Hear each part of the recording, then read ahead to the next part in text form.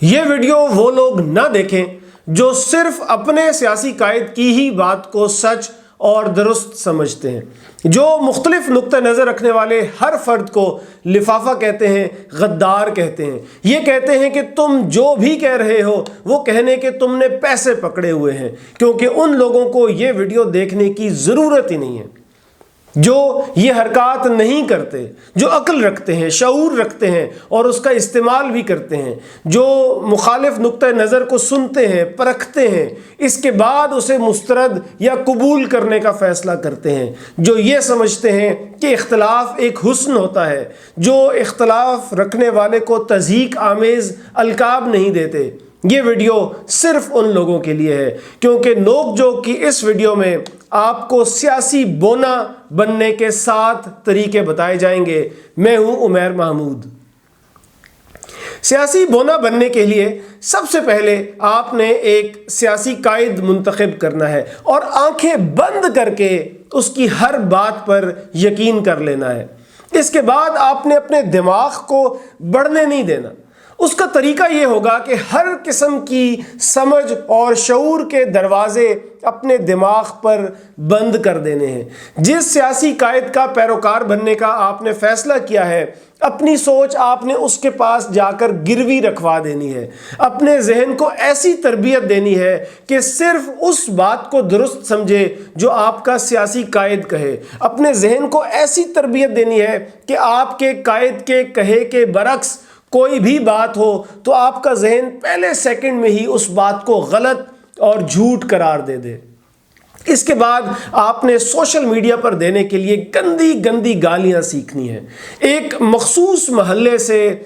ایک مخصوص پیشے سے تعلق رکھنے والے لوگ بہت آسانی سے سیاسی بونا بن سکتے ہیں، کیونکہ گالیاں دینا، کوسنے دینا، بے بنیاد الزام لگانا، سنی سنائی پر یقین کر لینا اور سنی سنائی کو آگے بھی بیان کر دینا، اس سنی سنائی پر کسی کو مجرم قرار دے دینا اور کسی کو یکسر بری کر دینا، یہ سب ان کی ثقافت کا حصہ ہوتا ہے، اس ماحول کا حصہ ہوتا ہے جس میں انہوں نے تربیت پائی ہوتی ہے اور جس میں وہ رہ رہے ہوتے ہیں۔ اگر آپ اچھے گھرانوں سے تعلق رکھتے ہیں جہاں گالی دینے کو اچھا نہیں سمجھا جاتا، تو پھر آپ کو سیاسی بونا بننے کے لیے اضافی محنت کرنی پڑے گی۔ چوتھے نمبر پر آپ نے خود کو ہر قسم کی شائستگی سے دور کر لینا ہے۔ اگر آپ کو اپنے سیاسی مخالفین کو گالیاں دیتے ہوئے ان کے لیے گھٹیا، لغو اور فضول القاب استعمال کرتے ہوئے کراہت آ رہی ہے، تو اس کا مطلب ہے کہ شائستگی اور حیا کی کچھ رمق آپ میں باقی ہے۔ کچھ لوگوں کو تھوڑی مشق کرنی پڑے گی، کچھ لوگوں کو زیادہ مشق کرنی پڑے گی، لیکن آخر کار وہ شائستگی اور حیا سے اپنا دامن چھڑا لیں گے اور سیاسی بونا بننے کا یہ مرحلہ بھی طے کر لیں گے۔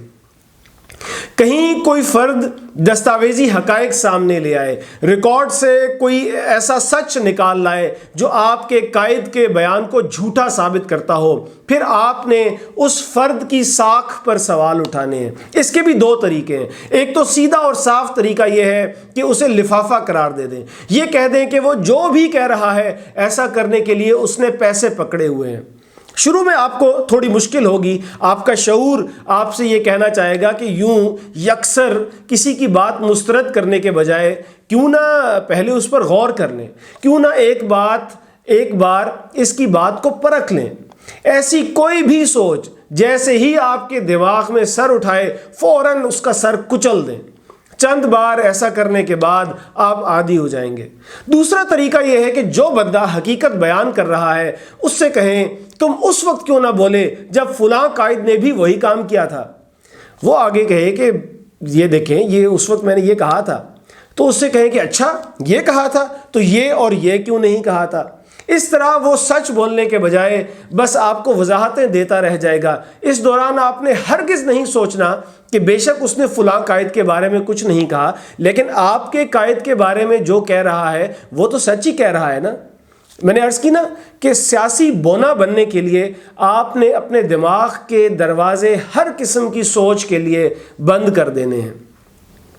اب وہ مرحلہ آ چکا ہوگا جب آپ خود کو عقل کل سمجھنے لگیں گے۔ اگر کسی نے وہ بات کی ہے جو آپ کے موقف کے خلاف ہے تو آپ یہ نہیں سوچیں گے کہ ہر فرد کی کوئی رائے بھی ہو سکتی ہے، یہ نہیں سوچیں گے کہ جیسے آپ کو اپنی رائے رکھنے اور اس کا اظہار کرنے کا حق ہے، اسی طرح دوسرے فریق کو بھی اپنی رائے رکھنے اور اس کا اظہار کرنے کا حق ہے، بلکہ کوئی بھی نقطہ نظر جو آپ کو پسند نہیں آیا اس کا صرف اور صرف یہ مطلب ہوگا کہ وہ نقطہ نظر رکھنے والا اور اس کا اظہار کرنے والا یا تو لفافی ہے، بکا ہوا ہے، یا سوچنے سمجھنے کی صلاحیت سے محروم ہے۔ جب آپ کے ذہن میں سوچ کی روشنی جہاں جہاں سے آ رہی ہوگی وہ روشن دان، وہ کھڑکی بند کر دی جائے گی، اس وقت آپ کے لیے آسانی سے صرف خود کو عقل کل اور باقی سب کو بیوقوف سمجھنا آسان ہو جائے گا اور آپ سیاسی بونا بننے کا ایک اور مرحلہ طے کر لیں گے۔ اس سے اگلے مرحلے پر آپ نے اپنے کتے کو ٹامی اور دوسروں کے کتوں کو صرف کتا کہنا ہے۔ جب آپ کا لیڈر صاف اور واضح جھوٹ بول رہا ہوگا، آپ کے ذہن میں کہیں سے یہ خیال بھی آئے گا کہ یار یہ والی بات تو ماننے والی نہیں لگتی، اس کے باوجود آپ آنکھیں بند کریں گے اور اس لیڈر کے بتائے جھوٹ کو ہی حتمی سچ سمجھنے لگیں گے، تو آپ سیاسی بونا بننے کا آخری مرحلہ بھی طے کر چکے ہوں گے۔ یہ 7 مراحل طے کرنے کے بعد آپ دولے شاہ کے چوہے بن جائیں گے۔ پھر آپ کو اپنا لیڈر اس پوری قوم کا نجات دہندہ لگنے لگے گا۔ پھر کوئی بھی منطقی بات، کوئی بھی سچ آپ کا کچھ نہیں بگاڑ پائے گا اور آپ ایک عدد سیاسی بونا بن جائیں گے۔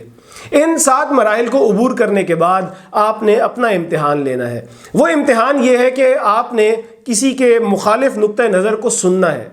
اگر وہ سنتے ہی آپ کی سانسیں تیز تیز چلنے لگیں، آنکھیں باہر کو ابل آئیں، منہ سے مغلظات نکلنے لگیں اور آپ مخالف نقطہ نظر رکھنے والے فرد کے پیچھے اس طرح پڑ جائیں جس طرح ایک مخلوق خواہ مخواہ سڑک پر چلنے والوں کے پیچھے پڑ جاتی ہے، تو مبارک ہو، آپ ایک سیاسی بونا بننے کے سب مراحل خوبی سے طے کر چکے ہیں اور سب کو فخر سے بتا سکتے ہیں کہ ہاں، میں ایک سیاسی بونا ہوں۔